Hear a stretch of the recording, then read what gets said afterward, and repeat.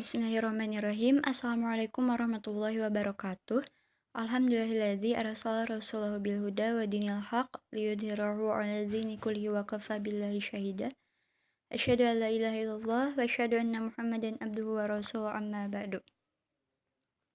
Alhamdulillah, perkenalkan nama saya Risa Rosyamina Yulis, mahasiswa jurusan Sistem Informasi 11. Di sini saya akan mempresentasikan tugas mata kuliah Perencanaan Sistem Informasi, yaitu terkait dengan makalah yang berjudul Langkah-langkah Perencanaan Strategi Sistem Informasi dengan menggunakan metode Word and Pipart, karya Ari Wedasmara, mahasiswa Sistem Informasi Universitas Sriwijaya.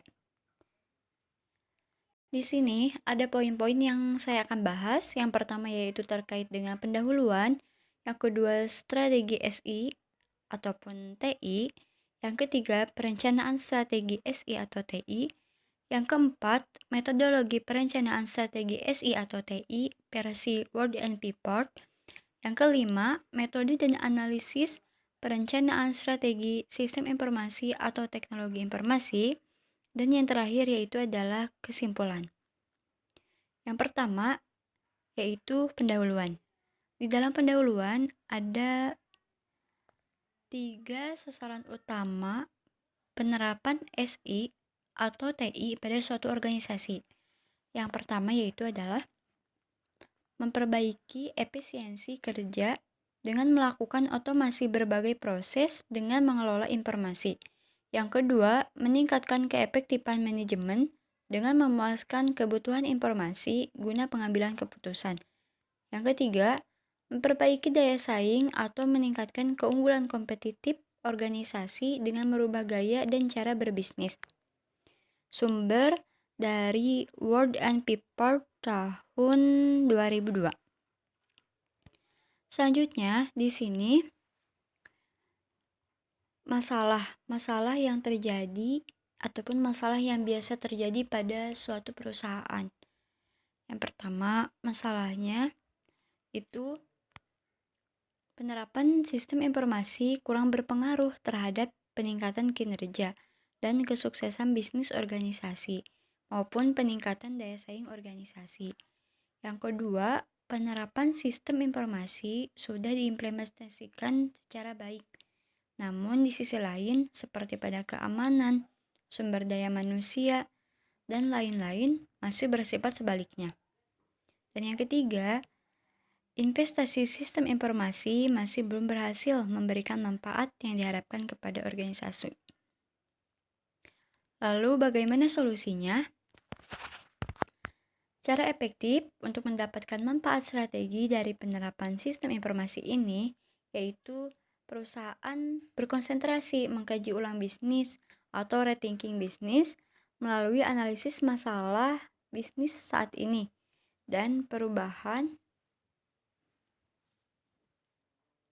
lingkungannya, serta mempertimbangkan SI sebagai bagian solusi. Lalu apabila kita mengharapkan penerapan teknologi informasi atau sistem informasi itu yang optimal, maka diperlukan dan dibutuhkan suatu strategi sistem informasi yang selaras dengan strategi bisnis organisasi. Selanjutnya, apa itu perencanaan strategi sistem informasi? Nah, jadi perencanaan strategi sistem informasi itu adalah proses identifikasi portofolio aplikasi sistem informasi berbasis komputer yang akan mendukung organisasi dalam pelaksanaan rencana bisnis dan merealisasikan tujuan bisnisnya. Selain itu, ada karakteristik khusus dalam perencanaan strategi sistem informasi. Yang pertama yaitu keunggulan strategis atau kompetitif dan kaitannya dengan strategi bisnis.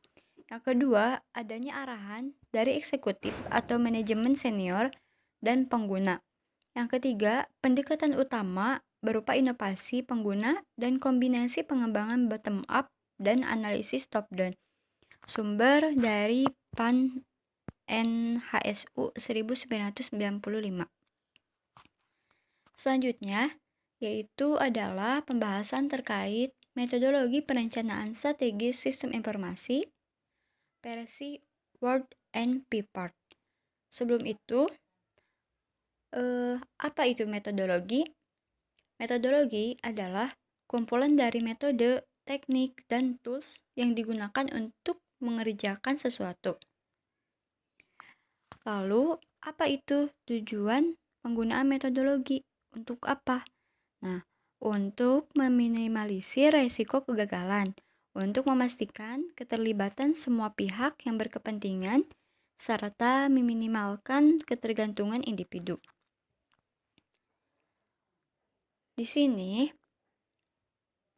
untuk metodologi versi Word and Paper, ternyata terdapat 2 tahap. Yang pertama tahap masukan dan yang kedua tahap keluaran. Yang pertama tahap masukan, ada 4 poin yang dibahas. Yang pertama yaitu adalah analisis lingkungan bisnis internal. Yang kedua, analisis lingkungan bisnis eksternal. Yang ketiga, analisis lingkungan sistem informasi atau teknologi informasi internal. Yang keempat, analisis lingkungan sistem informasi atau teknologi informasi eksternal. Selanjutnya, tahap keluaran ada 3 poin. Yang pertama yaitu adalah strategi sistem informasi bisnis. Yang kedua, strategi teknologi informasi. Ketiga, strategi manajemen sistem informasi atau teknologi informasi.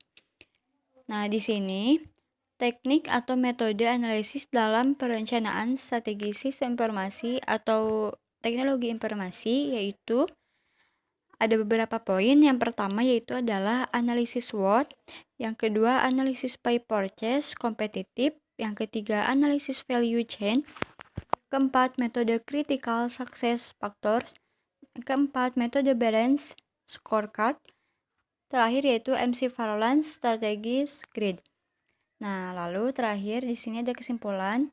Kesimpulan yang pertama yaitu adalah perencanaan strategi sistem informasi digunakan untuk menyelaraskan antara kebutuhan strategi bisnis dan strategi SI atau TI untuk mendapatkan nilai tambah dari suatu organisasi dari segi keunggulan kompetitif.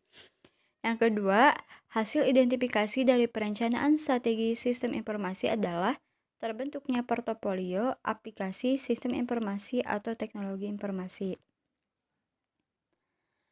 Lalu di sini proses identifikasi kebutuhan informasi perencanaan strategi sistem informasi ini dimulai terlebih dahulu dari lingkungan organisasi yang memuat visi misi dan tujuan organisasi. Dilanjutkan kepada identifikasi terhadap lingkungan internal dan eksternal organisasi, serta identifikasi internal dan eksternal sistem informasi lingkungan organisasi, yang kemudian proses penentuan peluang SI atau TI dapat dilaksanakan ketika kebutuhan informasi yang didrive dari tujuan organisasi telah semuanya teridentifikasi. Nah, mungkin hanya itu yang dapat saya sampaikan, kurang lebihnya mohon maaf. Bila bisa bilah, wassalamualaikum warahmatullahi wabarakatuh.